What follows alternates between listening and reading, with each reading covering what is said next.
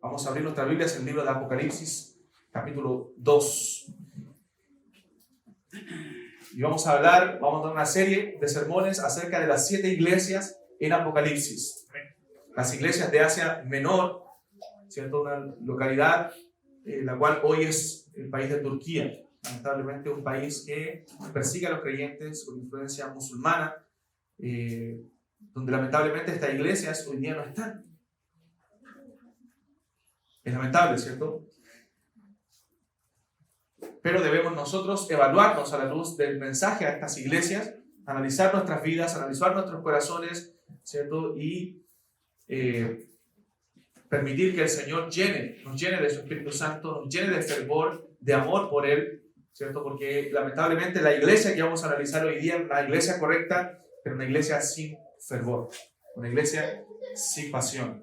Titulé esta serie de sermones Cartas desde el cielo, porque son cartas, ¿cierto? Mensajes que provienen de Dios, que provienen de Cristo mismo a los pastores, ¿cierto? Y a las iglesias representadas aquí en estos capítulos de Apocalipsis. Entonces la primera iglesia que veremos es la iglesia de Éfeso. El mensaje a la iglesia de Éfeso, una iglesia, hermanos, sin pasión, una iglesia sin fervor, una iglesia correcta, una iglesia doctrinal, ¿cierto? Pero una iglesia sin pasión por el Señor.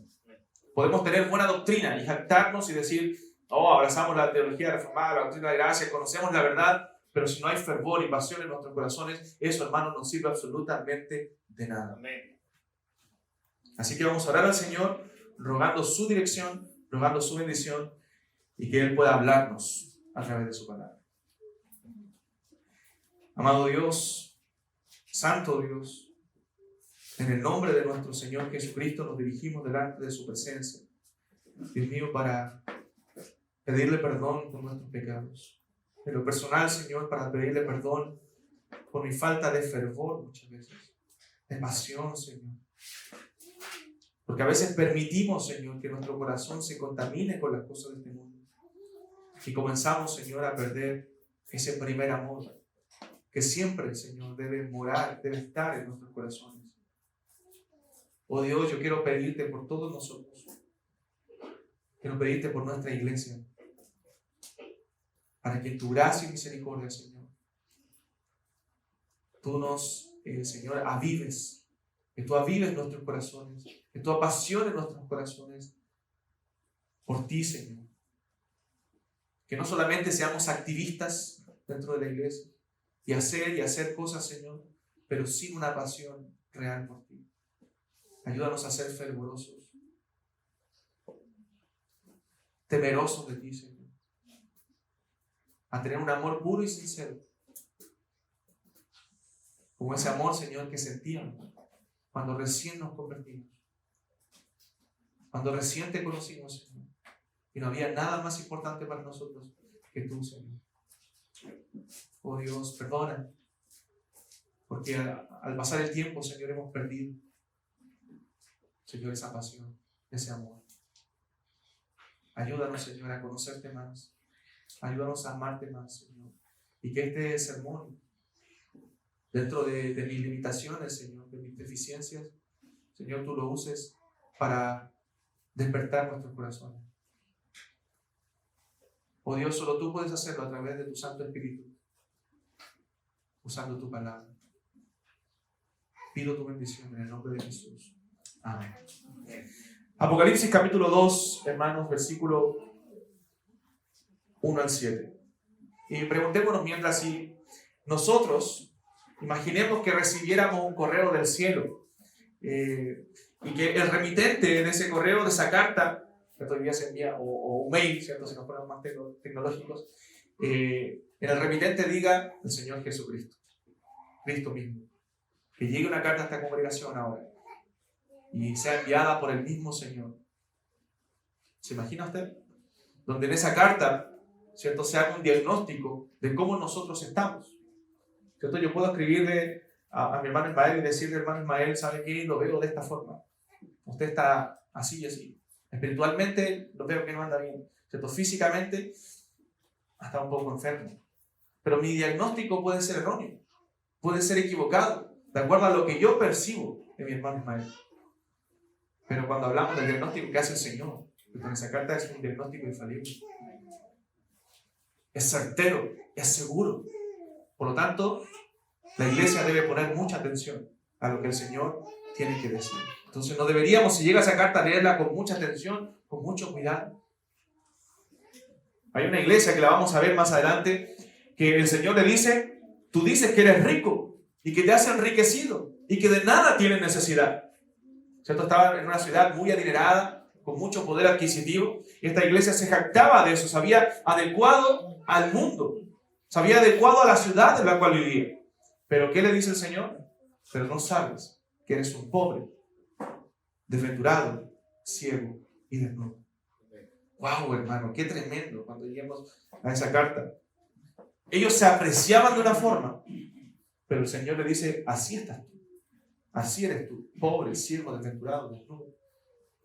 Entonces, hermanos, cuando hagamos un análisis de nuestra vida espiritual, no la hagamos de acuerdo a nuestros propios ojos, sino a la luz de la palabra del Señor. Porque cuando yo digo, no, yo me veo así, estoy así, leo la Biblia todos los días, hermanos, nos engañamos a nosotros mismos y no vemos la realidad de nuestro corazón. Dejemos que Dios nos examine a través de su palabra para que podamos tener un diagnóstico certero, seguro, de cómo realmente nosotros estamos espiritualmente. No te autoengañes.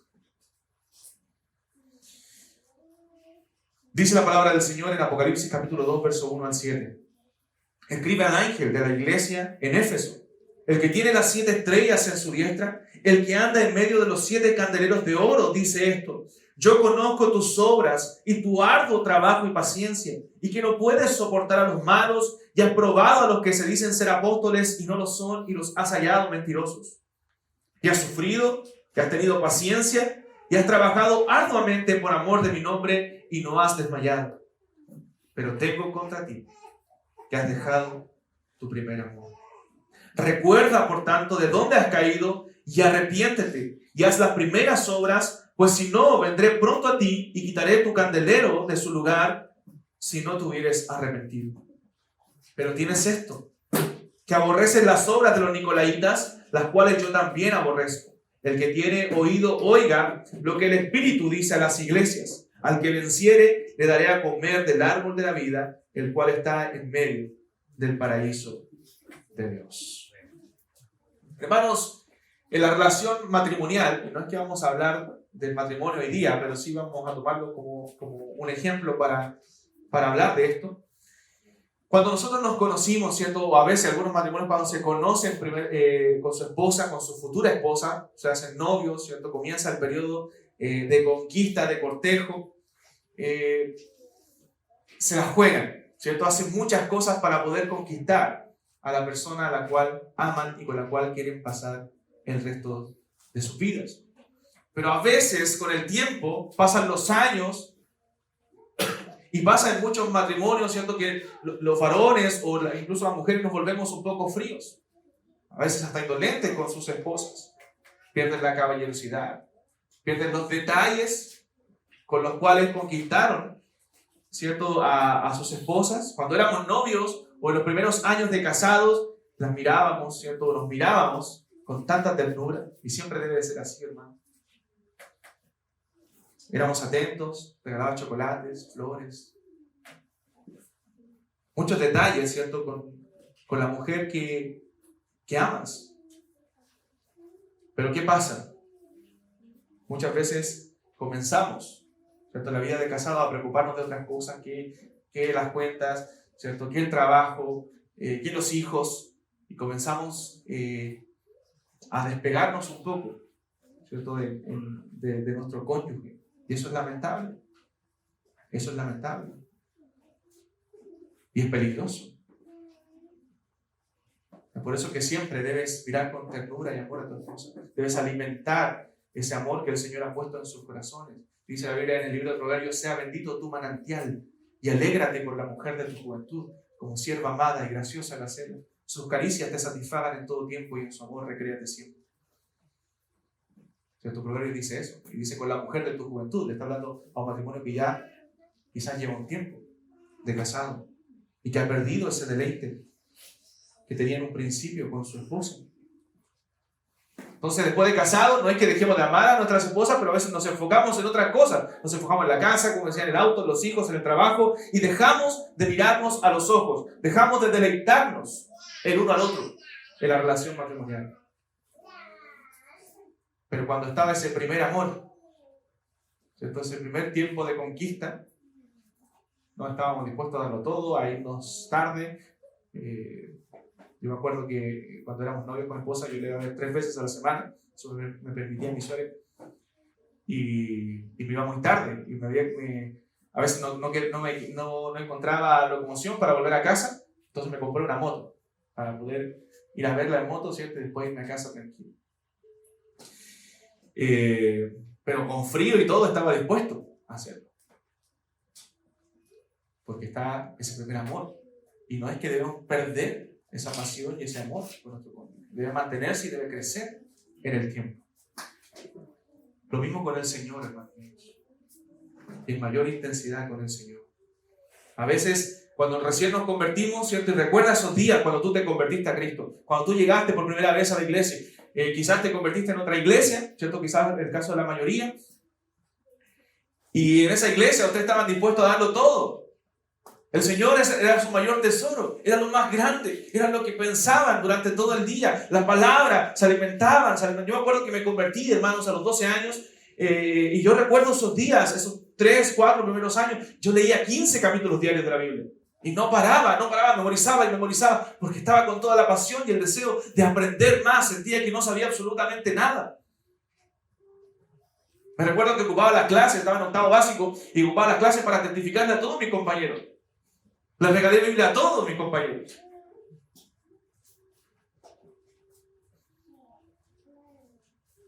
Porque yo tenía la urgencia de hablar de Cristo, no podía callar lo que sentía.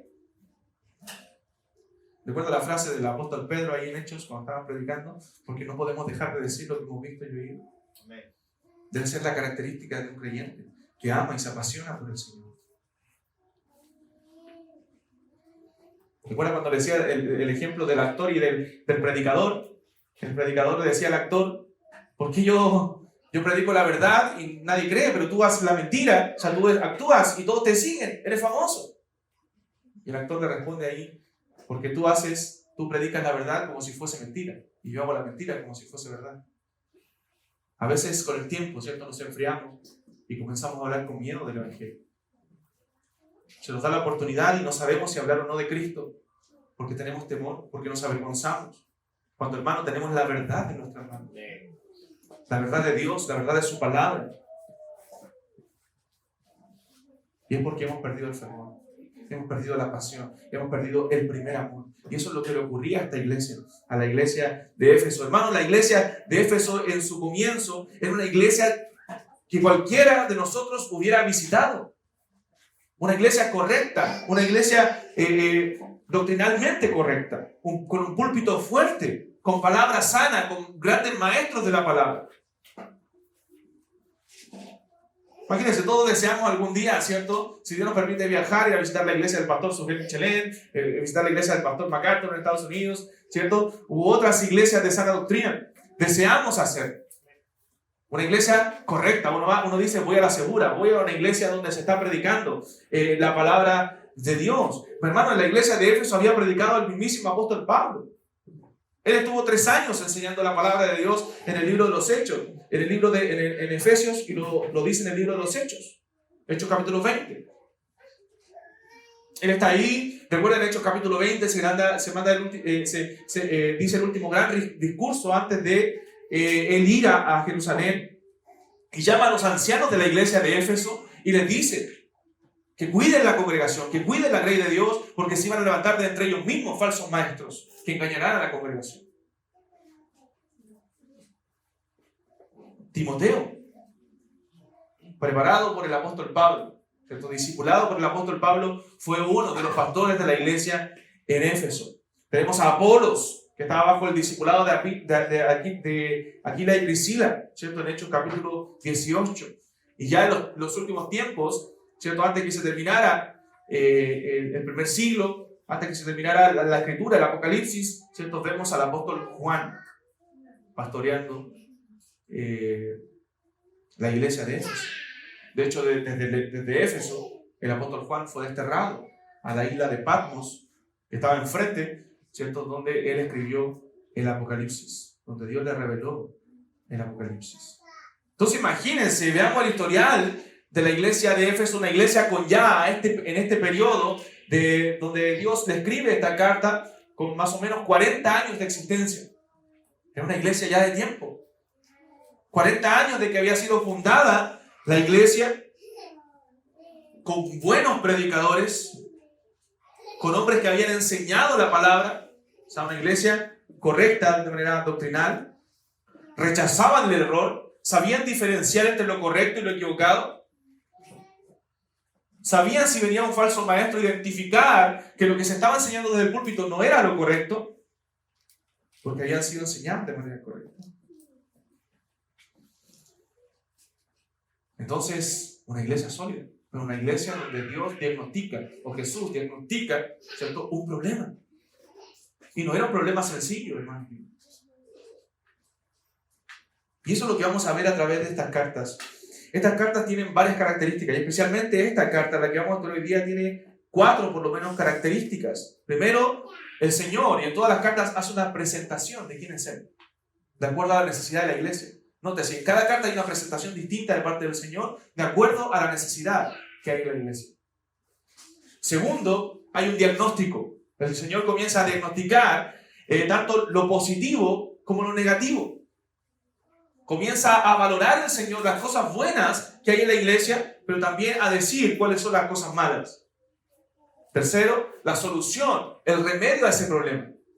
No solo lo deja ahí diagnosticando, el Señor le dice a ellos lo que tienen que hacer ahora para poder estar bien. Y al final, una promesa. Así se dividen las cartas. Esas son las divisiones que tienen las cartas en el libro de Apocalipsis. Y hermanos, estas cartas a las 7 iglesias de Asia Menor nos representan el día de hoy también. Podemos sacar muchas enseñanzas para nuestras propias vidas y analizarnos a la luz de la palabra de Dios. Y lo comienza diciendo: escribe al ángel de la iglesia en Éfeso. Probablemente hay discusión de quién es el ángel aquí de la iglesia, pero la mayoría de los estudiosos de la Biblia, ¿cierto?, llegan a la conclusión de que son los pastores. Se refiere al pastor de la iglesia. La palabra ángel significa mensajero. Entonces se le atribuye al pastor de la iglesia. Escribe al ángel, al pastor, al guardián, al que tiene la responsabilidad de enseñar la palabra. Por lo tanto, esta predicación no es solamente para ustedes, para que ustedes se examinen, sino que también es para mí. Para yo examinarme a la luz de la palabra y para que nos examinemos juntos como iglesia de cómo nosotros estamos. En cuanto a la ciudad era una de las más grandes, ¿cierto?, de Asia Menor, 250,000 habitantes aproximadamente, hermanos, que en ese tiempo era muchísimo, ¿cierto? Más o menos Chillán debe tener esa cantidad de habitantes. Así era Éfeso, una de las grandes metrópolis, ¿cierto?, de Asia Menor, cercana, como dijimos, a la isla de Patmos, donde Juan escribió Apocalipsis. Tenía una ubicación crucial, había mucho comercio, pero lo que se distinguía, ¿cierto?, era la idolatría y el pecado dentro de la ciudad de Éfeso, ¿cierto? Cultos al emperador.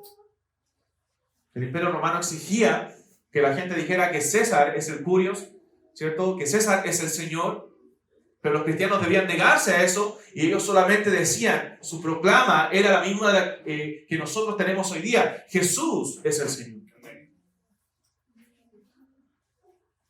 Una ciudad religiosa, estaba el templo de la diosa Artemisa, ¿cierto?, o Diana de los Efesios. La diosa de la fertilidad tenía un templo que era una de las 7 maravillas del mundo antiguo. Un tremendo templo dedicado a la adoración de esta diosa Diana de los Efesios. Se celebraba el culto a la fertilidad y se practicaba lo que ellos llamaban la prostitución, o lo que se llama la prostitución sagrada. O sea, hacían actos inmorales, ¿cierto?, como dedicación a esa diosa, como adoración a esa diosa. Entonces la ciudad era un antro de la inmoralidad, un antro del pecado. una población impía y perversa. Hermanos, esto nos enseña que Dios puede levantar iglesias en cualquier lugar del mundo. No es que en este lugar, no, Dios, no, porque la gente ya está corrompida. No, hermanos, Dios puede levantar iglesias en cualquier lugar del mundo. Donde hay pecado, hay necesidad de Cristo. En Hechos capítulo 19, nosotros observamos el fanatismo, ¿cierto? Por esa diosa Diana. Había un platero, ¿cierto? Que era Demetrio, lo vemos en Hechos ahí, capítulo 19, que generó un alboroto. Justamente por lo que Pablo estaba haciendo, estaba predicando el Evangelio, hablando de Jesucristo, alcanzando gente para Cristo. Y este hombre vio amenazada su fuente de ganancia, ¿cierto? Por la predicación del apóstol Pablo. Y provocó un tumulto tremendo, donde la gente estuvo por más de 2 horas, ¿recuerda eso? Diciendo, grande es Diana de los Efesios. Por 2 horas. Y maltrataron ahí al apóstol Pablo. Pero después el apóstol Juan, ¿cierto?, se quedó a vivir en Éfeso durante el reinado del emperador Domiciano, y ahí él fue desterrado justamente también por la persecución, por la predicación del evangelio a la isla de Patmos. Entonces, eso es más o menos el contexto cultural de la ciudad de Éfeso para que nosotros podamos entender un poco esta carta. Entonces, lo primero que veremos, hermanos, es el primer punto que yo les mencioné, la primera división que se ve claramente en el libro, en la carta, que es la presentación de Dios. Cómo Dios se presenta en esta carta. Y dice el verso 1, escribe al ángel de la iglesia en Éfeso, el que tiene, miren, de esta forma se presenta, el que tiene las 7 estrellas en su diestra, el que anda en medio de los 7 candeleros de oro, dice esto. O sea, el Señor, hermanos, se presenta como el dueño absoluto de la iglesia. Él es el dueño absoluto de la iglesia. Se presenta como el que tiene las 7 estrellas en su diestra y el que anda en medio de los 7 candeleros de oro. ¿Qué son las siete estrellas y los 7 candeleros de oro? Bueno, Apocalipsis capítulo 1, versículo 20, nos dice qué son. Nos da el significado de lo que el Señor está diciendo. Mira el capítulo 1, verso 20. Dice, el misterio de las 7 estrellas que has visto en mi diestra y de los 7 candeleros de oro. Las 7 estrellas son los ángeles de las 7 iglesias y los 7 candeleros los 7 candeleros que has visto son las 7 iglesias. O sea, está diciendo son los pastores y son las iglesias. Él tiene las 7 estrellas en su mano. Él tiene los pastores en su mano. Y Él anda en medio de su iglesia. Él se pasea entre las iglesias. Él es el dueño de la iglesia. O sea, el Señor usa estos símbolos para ejemplificar que Él gobierna todo. Que Él está en medio de ellos. Que Él afirma a los ancianos de la iglesia, afirma a los pastores de la iglesia, los sostiene en su mano, pero también gobierna la congregación. Él no se cansa ni se duerme. Amén. El Señor no se cansa ni se duerme, el Señor siempre cuida a los suyos. Entonces, hermanos, nos da lo mismo que Él se presente de esta manera. Ellos necesitaban escuchar esto en medio de sus aflicciones, en medio de los problemas que estaban viviendo. Recuerden que el libro de Apocalipsis tiene el propósito de animar a estas iglesias, de fortalecer a estas iglesias, diciéndole que la guerra, la batalla final está ganada por el Señor Jesucristo. Ese es el propósito del libro de Apocalipsis. No tiene simplemente un propósito futurista, donde vemos todo lo que va a acontecer al tiempo final. Sí vemos eso, pero también tenía un propósito para esos tiempos de edificar y animar a la iglesia de Cristo. De animar a las iglesias de Asia Menor. Y decirle que Cristo ha ganado la batalla. Entonces es reconfortante para una iglesia que está en persecución, para una iglesia que está en problemas, el saber que el Señor está en medio de ellos. Hermanos, el saber que Dios está en medio de nosotros el día de hoy, porque la iglesia está reunida para adorarle, es reconfortante, es glorioso saber que Cristo está en medio nuestro. Él está recibiendo honra y gloria a través de su pueblo, a través de la predicación de su palabra. Él está en medio de la iglesia. Él prometió estar con nosotros hasta el fin del mundo, todos los días. Mientras la iglesia sea una iglesia verdadera, una iglesia bíblica, una iglesia que predique el evangelio, una iglesia que lleve la gran comisión, ¿cierto? Dios prometió estar con su iglesia. Y mantiene a su iglesia brillando. a pesar de las circunstancias, a pesar de que estamos en un mundo caído, a pesar de que estamos en tiempos difíciles, Dios sigue sosteniendo a su iglesia. Y luego de esa presentación, el Señor hace el diagnóstico. Pongamos atención en esto, hermano. ¿Cuál es el diagnóstico que el Señor hace en esta iglesia? Versos 2 y 3. Dice, yo conozco tus obras y tu arduo trabajo y paciencia, y que no puedes soportar a los malos. Y has probado a los que se dicen ser apóstoles y no lo son, y los has hallado mentirosos. Y has sufrido y has tenido paciencia y has trabajado arduamente por amor de mi nombre y no has desmayado. Pero tengo contra ti que has dejado tu primer amor. Verso 6. Pero tienes esto, que aborreces las obras de los nicolaitas, las cuales yo también aborrezco. Hermanos, que el Señor diga, yo conozco tus obras. Me recuerda un versículo ahí también en el libro de Gálatas, donde el Señor dice, o Pablo dice a los Gálatas, que Dios no puede ser burlado. Todo lo que el hombre sembrare, eso también segará. Dios no puede ser burlado. Él conoce, Él sabe la realidad de la iglesia. Él sabe la realidad de nuestro propio corazón. Y es por eso que te llamo, que mientras se desarrolla este sermón, que tú pienses, analices tu propia vida. No la vida de tu hermano, no la vida del que está al lado, tu propia vida. Analiza tu propio corazón. ¿Cómo has llevado tu vida el último tiempo? ¿En comunión realmente estrecha con el Señor o apartado de Dios? Alejado de Dios, frío de corazón. Tú puedes decir cuando te preguntan a los hermanos, ¿cómo estás, hermano? Bien, estoy bien. ¿Cómo estás? Bien, estoy leyendo la Biblia. ¿Qué libro estás leyendo? Estoy leyendo el libro de los Hechos. Y he visto esto en la Biblia. Pero Dios sabe la realidad de tu corazón. Puedes simular quizás o tratar de que no vean que estás mal, que estás desanimado. Pero Dios conoce tu corazón. A Dios no lo pueden burlar. A Dios no le pueden mentir. Él sabe lo que está pasando por tu vida. Lo que está pasando por tu mente. Él sabe cómo está tu alma. Sabe tu verdadera condición. Él sabe si tú oras. Él sabe si tú lees la Biblia. Si tú pasas tiempo con la palabra. Él sabe si Él es la prioridad en tu vida. Él sabe si Él es lo primero. Él sabe si tú le das las obras o le das lo mejor de ti. Él lo sabe todo. Él le dice a la iglesia, yo conozco tus obras. Él ve las cosas tanto buenas como malas. No solamente ve lo negativo en la iglesia, sino que ve también lo positivo. La buena doctrina que tenía esta iglesia. Hermano, no era una iglesia hereje. No es que estaban diciendo barbaridades del púlpito. Ellos estaban predicando la verdad.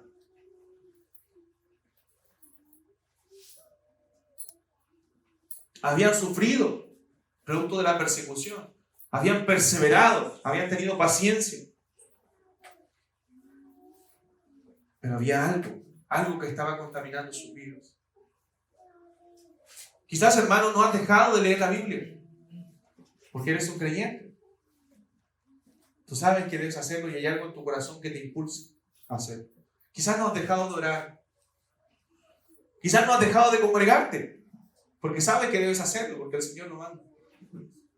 Pero quizás hay algo en tu corazón que está estorbando tu comunión con el Señor. Hay algo en tu vida que no te ha dejado crecer el último tiempo. ¿Cuánto has conocido del Señor el último tiempo? ¿Cuánto te has alimentado realmente de su palabra el último tiempo?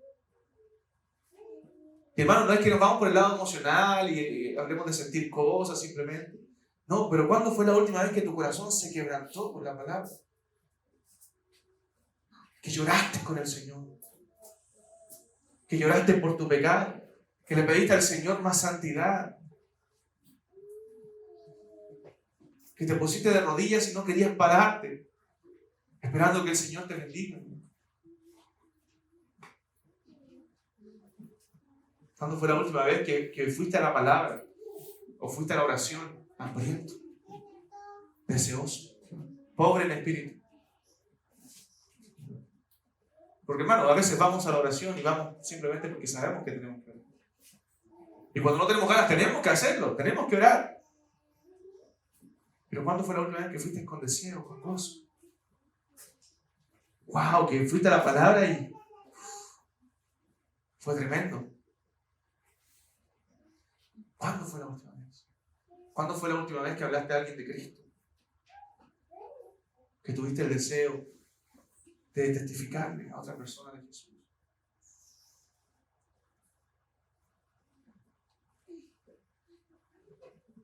¿Cuándo? A veces olvidamos esas cosas porque ha pasado tanto tiempo. ¿Cuándo fue la última vez que te preocupaste por otro? Que te olvidaste de ti un rato. Te comenzaste a preocupar por tus hermanos en Cristo, por la gente que no conoce a Cristo.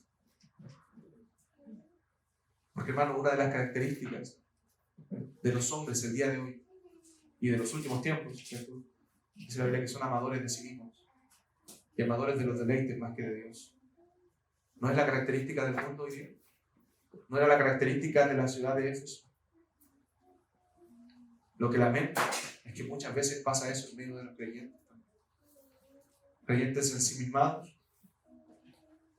Que el yo, primero yo, segundo yo, tercero yo.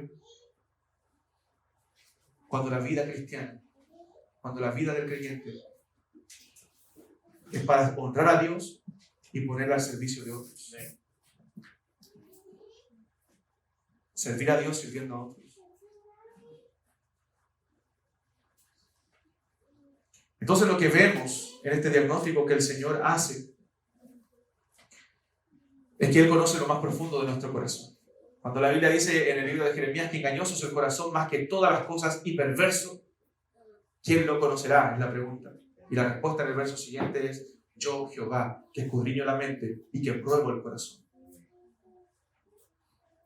Dios es el que conoce lo más profundo de nuestro corazón. Pero no solamente hay palabras de crítica, sino que hay un elogio, como habíamos dicho. Dios destaca en los Efesios la perseverancia, la paciencia, la resistencia. Eso quiere decir ahí, en medio de las dificultades. Y son las dificultades, los problemas, las que nos hacen crecer, las que nos hacen aumentar nuestra fe, madurar, ¿cierto? Y crecer en paciencia, crecer en resistencia espiritual. El Señor destaca eso. Yo conozco tus obras, tu arduo trabajo y paciencia. Estos hombres habían trabajado, estos hermanos habían trabajado arduamente por el Señor, perseveraban en el servicio al Señor. Había un deseo. No era una iglesia totalmente desviada. Había un deseo en ellos de servir al Señor. Durante esos 40 años habían servido a Dios. Habían honrado a Dios. Como congregación, como cuerpo. Estaban haciendo las cosas de Dios. Como dijo alguien por ahí, un pastor anciano, en un consejo a pastores, ¿sí? Dijo que a veces los pastores nos preocupamos tanto de la obra del Señor que descuidamos al Señor de la obra. A veces pasa eso en la vida del cristiano. Y eso estaba pasando en la iglesia de Éfeso. Había esfuerzo, había trabajo, había mucho servicio por amor del nombre del Señor, pero habían descuidado al Señor de la obra. Hermano, cuidado con eso. El ejemplo del matrimonio. ¿Cierto? A veces nos preocupamos de nuestra casa, de nuestra familia, pero descuidamos a nuestra esposa, el corazón. ¿Cierto? Somos proveedores, pero descuidamos lo más importante. Lo mismo pasa con el Señor. A veces estamos sirviendo, no estoy en todas, voy al evangelismo, voy a esto, pero estás en comunión íntima con el Señor.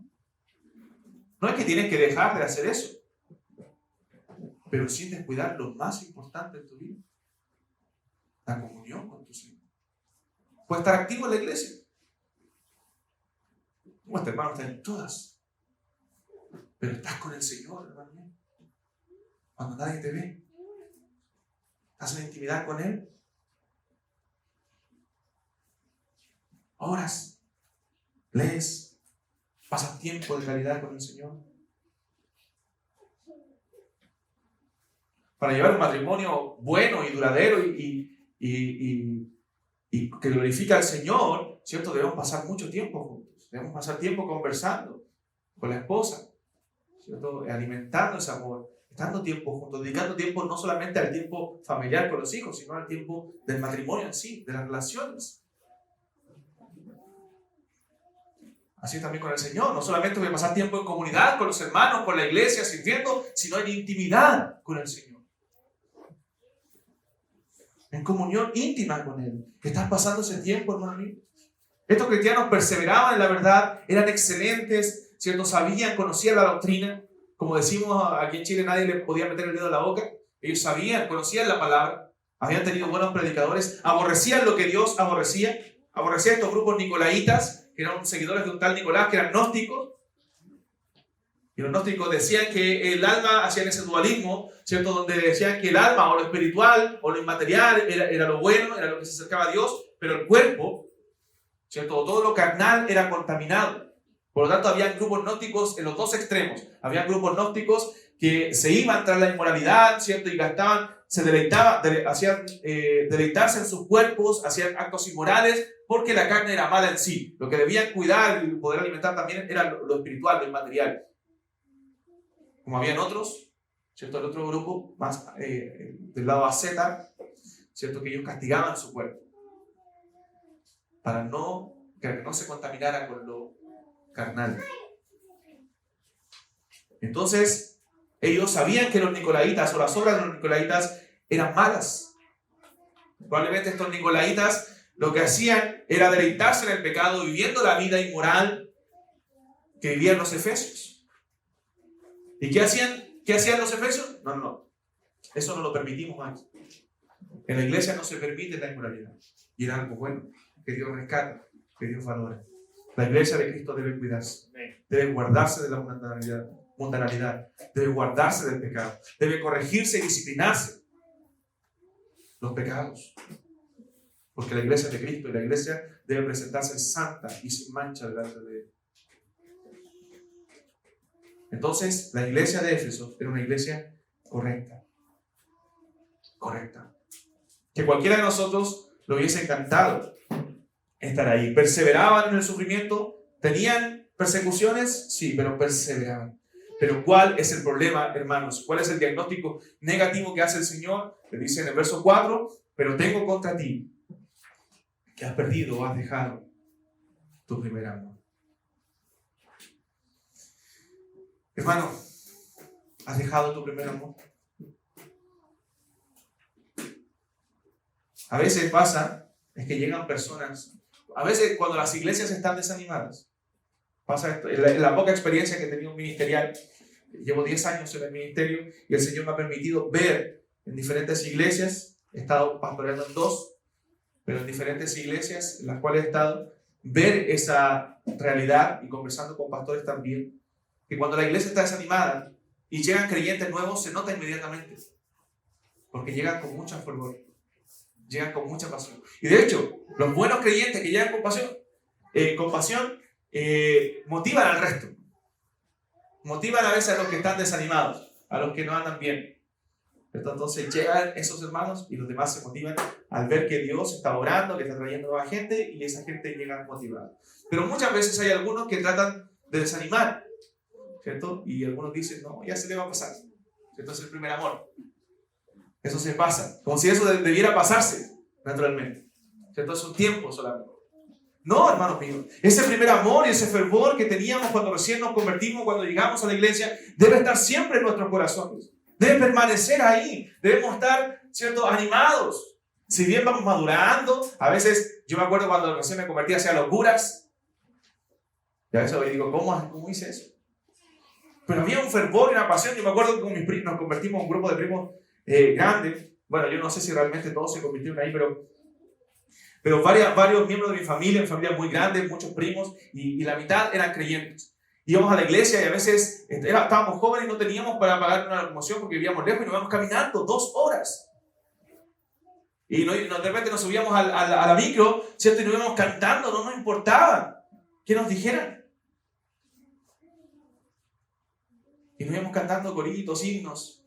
Y la gente nos miraba, y nosotros felices, gozosos de ir a adorar a nuestro Señor.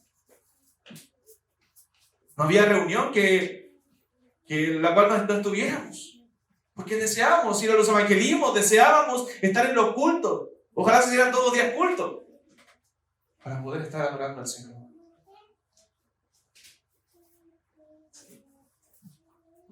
Pero después pasa el tiempo y comienza a faltar ese deseo.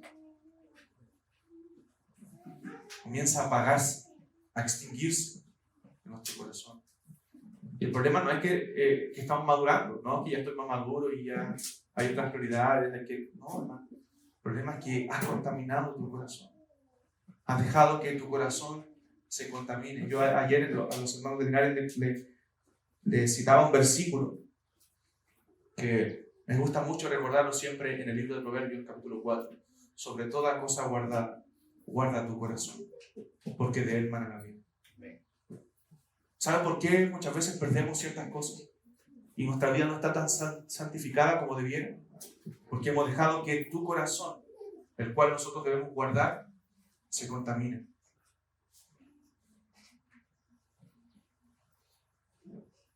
Hermanos, cuando yo me convertí, yo no veía nada malo en ningún hermano. Todo era para mí lo más santo, todo era lo mejor. Yo quería saludar a todos, quería compartir con todos. Pero después nos volvemos maduros, ¿cierto? Y comenzamos a seleccionar. ¿Dónde está eso en la Escritura? Eso no es madurez. Eso muestra que hemos dejado que nuestro corazón se contamine por el pecado. Es una muestra que hemos dejado que nuestro corazón se enfríe. Y eso es lo que había pasado en la iglesia de Éfeso. Habían perdido su primer amor. Hermano, la ortodoxia no lo es todo. Si bien es muy importante, debemos ser fieles a la palabra, no lo es todo. Una ortodoxia sin amor nos seca. Necesitamos pasión, necesitamos amor por el Señor. El Señor nos dijo, amarás a la doctrina por sobre todas las cosas, con todo tu corazón, con toda tu alma. ¿Eso dice el texto? No, amarás al Señor tu Dios con todo tu corazón, con toda tu alma, con toda tu mente. Y aquí no estoy menospreciando ni el conocimiento de la doctrina, que no se malentienda. Eso es muy importante. Una iglesia debe ser doctrinalmente correcta, pero debe ser apasionada por el Señor. Si no, es una iglesia fría. Debemos amar. Si no amamos al Señor con pasión, hemos perdido el rumbo. Hermano, creo que les dije aquí la otra vez que a veces nos vamos del extremo. Algunos vienen de un extremo carismático, ¿cierto? Donde las emociones era todo, y nos vamos al extremo frío, donde ya no hay emociones. Dios nos creó seres emocionales y debemos expresar esas emociones. Gobernadas por la palabra de Dios, debemos expresárselas al Señor porque son un acto de adoración. Recuerda a la mujer que se presentó ante Jesús, entendiendo el Evangelio más que todos los discípulos que no entendían, ¿cierto? Porque los discípulos se preguntaban cuando derramó el perfume, ¿cierto? A los pies de Cristo, se preguntaban ellos, ¿por qué esto no fue vendido a los pobres? Qué correcto, los discípulos, ¿cierto? Y sobre todo Judas, ¿por qué no fue vendido y entregado a los pobres? Pero esta mujer, un acto de oración, derramando sus lágrimas y enjugando con sus cabellos los pies del Señor, entendió que el Señor iba a ser sepultado, entendió el Evangelio, entendió que el Señor iba a morir por los pecadores y su cuerpo necesitaba ser preparado para la muerte, cosa que los discípulos no entendían. Un acto de adoración rendido, donde entregó no solamente su vida, sino su corazón y sus emociones al Señor. Hermano, las emociones son parte de la adoración a Dios también. Deben ser santificadas, ¿cierto? Y entregadas al Señor. No es malo llorar. ¿No están emocionados a veces cantar el Evangelio?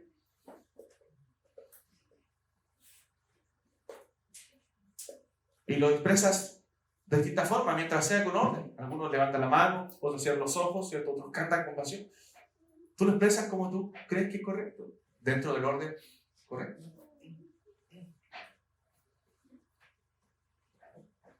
Pero debemos ser apasionados. De acuerdo a nuestra personalidad, algunos son más expresivos, otros somos más introvertidos.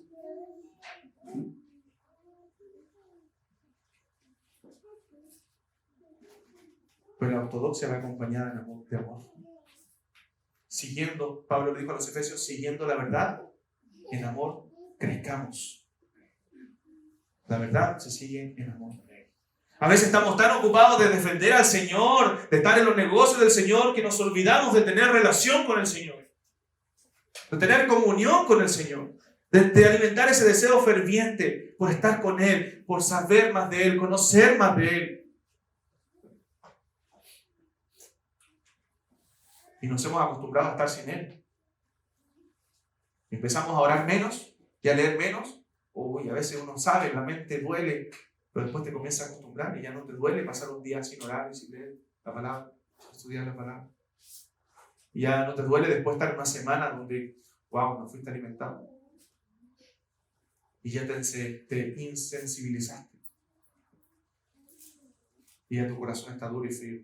Y ya podrías pasar cualquier tiempo. Podrías alejarte de la iglesia incluso y no sentir tanto dolor. Porque no es de la noche a la mañana que te alejas del Señor, es poco a poco donde vas cediendo en tu vida. Poco a poco vas transando tus convicciones. Y llegas al punto donde no te diste cuenta y estás frío. Y lo que necesitas es un quebrantamiento. Hermanos, debemos orar. Yo les aconsejo, yo oro de vez en cuando me acuerdo, no todos los días, pero cuando me acuerdo yo oro. Señor, quebranta mi corazón. Porque hermano, mi corazón es tan duro que necesita ser quebrantado por la palabra. Necesita ser doblegado. Hay tanto orgullo, tanto pecado en nuestros corazones que necesitamos ser quebrantados. Necesitamos que el Señor nos dé un remesón espiritual para que podamos entender que le necesitamos, que necesitamos depender día a día de Él, para que estemos en dependencia absoluta, como hablaba el hermano Pablo, del Señor.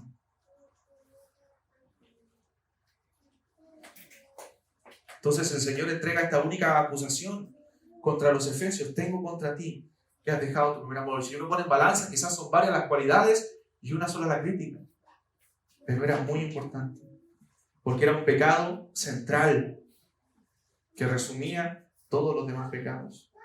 Hermanos, el primer amor, como les decía, no es un estado temporal que experimentamos solo los primeros días de creyentes, sino es una devoción constante que debemos nosotros dar a Dios. Debemos estar siempre con ese primer amor. El amor de Dios ha sido derramado, dice la Biblia, en nuestros corazones por el Espíritu Santo que nos fue dado. Por lo tanto, el primer amor no es simplemente un asunto de tiempo, sino de prioridad, de excelencia, donde debemos tener una disposición permanente hacia las cosas del Señor. Dice Romanos capítulo 12, en lo que se requiere diligencia, no perezosos, fervientes en espíritu, sirviendo al Señor. Debemos practicar la sana doctrina, debemos predicar la sana doctrina, sí, debemos servir arduamente, debemos batallar en la fe, debemos aborrecer lo que Dios aborrece, incluso sufrir a veces por causa de la verdad, todas esas características buenas que Dios le da a la iglesia, pero sí, no sin el primer amor, no sin la pasión por el Señor. Porque a veces podemos bautizar, tomar la cena, cantar, orar, tener comunión unos con otros y hacer todo eso, pero sin una devoción verdadera y sincera por el Señor, sin una pasión por el Señor. No podemos ocuparnos de la obra de Dios descuidando al Dios de la obra. Nada puede reemplazar, hermano, lo esencial. Debemos amar al Señor con todo nuestro corazón, con toda nuestra alma y con toda nuestra mente. El pecado de los efesios era un problema de amor. Y la verdad que todos nuestros pecados, ¿cierto?, son siempre, primero, un problema de amor. Porque, ¿por qué pecamos? Porque en ese momento no amamos al Señor con todo nuestro corazón. ¿Por qué pecamos contra los demás a veces? Porque no amamos a nuestro prójimo como debiéramos hacerlo. Y así estamos desobedeciendo lo esencial que Dios nos manda. De eso depende toda la ley y los profetas. Del amor. ¿Qué es lo más importante según Corintios 13? El amor. Si yo hablas en lenguas humanas y angélicas y soy aquí y acá y soy elocuente y sé mucho de la Biblia y soy ortodoxo y leo teología sistemática, pero no tengo amor, de nada me sirve. De nada me sirve. El amor es el fruto más importante que debe manifestarse en los creyentes, que debe evidenciarse en tu vida. El amor a Dios y el amor a los demás. Si no está eso, entonces aún no has madurado, hermano mío. Eso siempre está en crecimiento. Pero si aún no se evidencia en tu vida que tú amas a Dios y que tú amas a tus hermanos, entonces aún no has madurado. Juan es tajante en decirlo en la carta primera de Juan. Tú no puedes decir yo amo a Dios, a quien no has visto, si primero no amas a quien has visto, a tus hermanos. Y a veces decimos yo amo a la iglesia y pareciera que la iglesia fuera algo abstracto. No, la iglesia somos cada uno de nosotros. Si tú amas la iglesia, tú debes amar a cada uno de tus hermanos, a cada uno de los miembros de esta congregación, a cada uno de los que se van a añadir a esta congregación y de las otras congregaciones que son la iglesia de Cristo también. Pero comenzando de tu familia. Entonces el problema era la falta de amor. Hermanos, ¿qué dice la Escritura respecto a los cristianos? En esto conocerán todos que sois mis discípulos. ¿En qué, hermanos míos? ¿En que tú lees la Biblia, que todos te ven leyendo la Biblia y orando? No, ¿en qué? ¿Recuerdan ese versículo? Por favor, dígamelo, ¿en qué? En que tuvieres amor los unos por los otros. En esto conocerán todos que sois mis discípulos, en que tuvieres amor los unos por los otros. Hermanos, la gente que visita esta iglesia debe sentirse amada, debe sentirse considerada, porque son creyentes que expresan amor. Deben ver el amor de Cristo en nosotros. Hermanos, cuando hay invitados debemos saludar, porque eso es una muestra de amor y de respeto. Debemos dar la bienvenida. Me agrada mucho cuando los hermanos están siempre con disposición de poner sillas, de recibir, porque eso es lo que debe ser una iglesia. Porque esas son muestras básicas de ser un cristiano. Son muestras pequeñas del amor de Dios que mora en nosotros. Cuando la Biblia habla del fruto del Espíritu, ¿cómo comienza? Amor, gozo, paz, paciencia. Ahora permanecen la fe, la esperanza y el amor. Pero el mayor de ellos es amor. ¿Cómo Dios? ¿Por qué Dios envió a su Hijo, según la Escritura? Por amor. Porque de tal manera amó Dios al mundo. Más Dios muestra su amor para con nosotros, en que siendo aún pecadores. En esto conocéis la gracia de nuestro Señor Jesucristo, quien por amor a vosotros, siendo ricos, se hizo pobre. Amor. Cristo se entregó, hermano, por amor. El Padre lo envió por amor. Y debe ser la característica principal del creyente. Es por eso que un creyente no puede perder el primer amor. Una iglesia no puede perder el primer amor. Y eso había pasado en la iglesia de Éfeso. Habían perdido su amor por el Señor. Que es el amor de los amores. El amor más importante. El amor por el Señor. Recuerden cuando Pedro pecó y él se arrepintió, lloró amargamente. Y después el Señor resucita, va donde Pedro y ¿qué le dice? Pedro, ¿me amas? Pedro, ¿me amas? Pedro, ¿me amas? Hermano mío, si el Señor te preguntara hoy día, Gabriel, ¿me amas? ¿Cuál sería la respuesta sincera de tu corazón? Sabiendo que el Señor lo sabe todo. Sabiendo que el Señor sabe y conoce lo más profundo de tu corazón. ¿Lo amas realmente? ¿O has perdido ese amor, ese deseo por Él?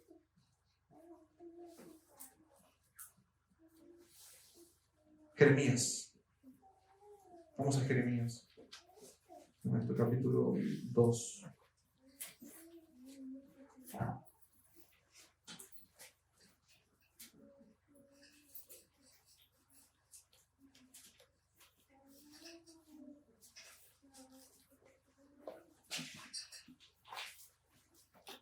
quiero ver si encuentro el versículo. Nuevamente ahora me gustaría leerlo.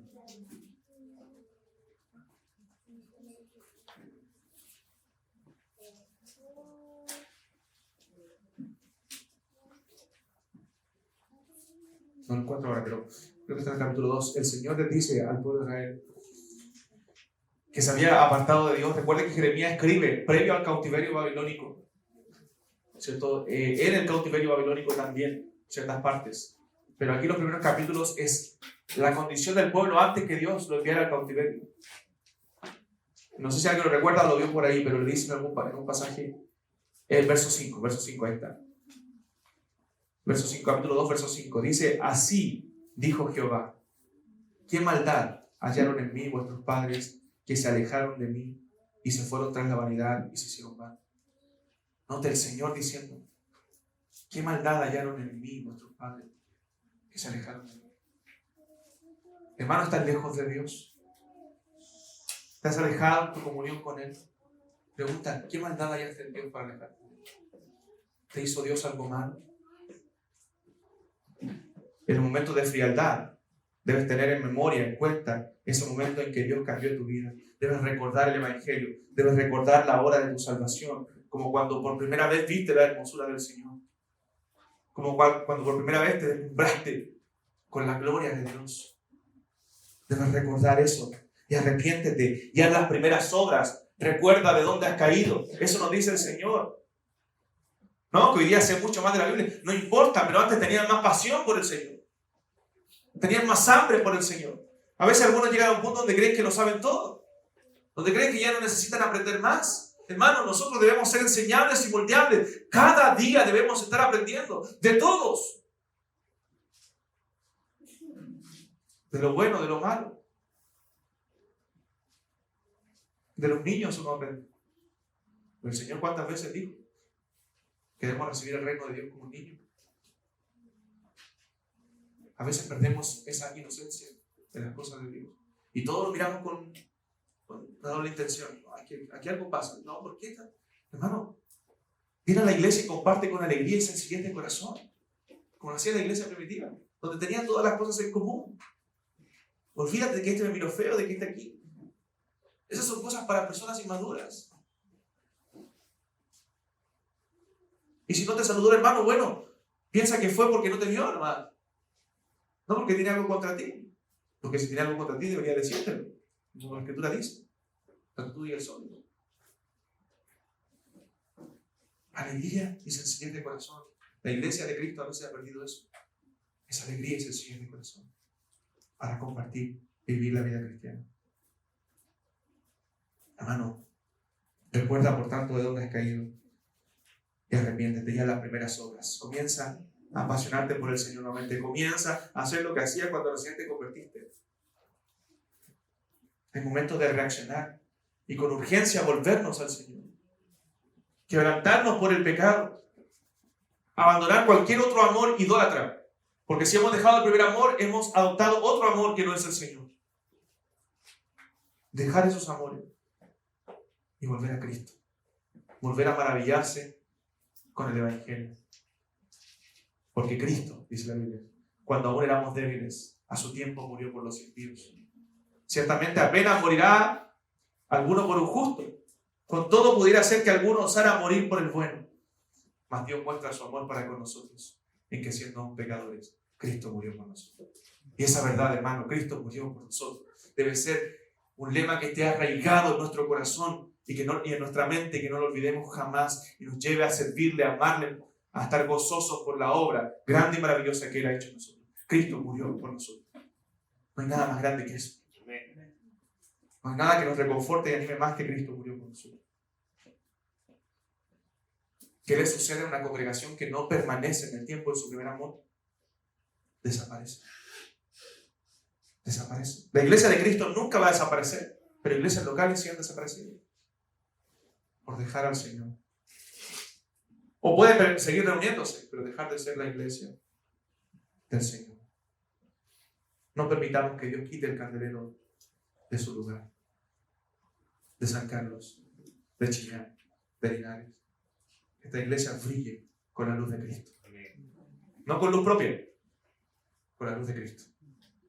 Que resplandezca la luz de Cristo. Que conozcan todos que aquí hay amor. Amor de Dios. Ese amor de Dios que ni siquiera aún podemos entender.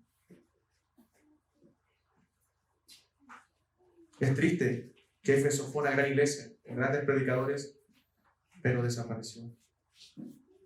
Verso 7. El que tiene oídos, oiga lo que el Espíritu dice a las iglesias. Dios está hablando a las iglesias. Al que venciere le daré a comer del árbol de la vida, el cual está en medio del paraíso de Dios. Hermanos, escuchemos lo que el Señor tiene que decirnos, arrepintámonos, volvamos al primer amor, a ser parte de esa iglesia triunfante que disfruta y come del árbol de la vida, que está viva con el Espíritu de Dios, que vive para el Señor, que vive para la gloria de Dios. Hermano, la eternidad va a ser un primer amor sin fin, gozando y disfrutando por siempre de la presencia del Señor. Hagamos de la iglesia un pedacito del cielo, donde veamos el amor de Cristo reinando en nuestra vida.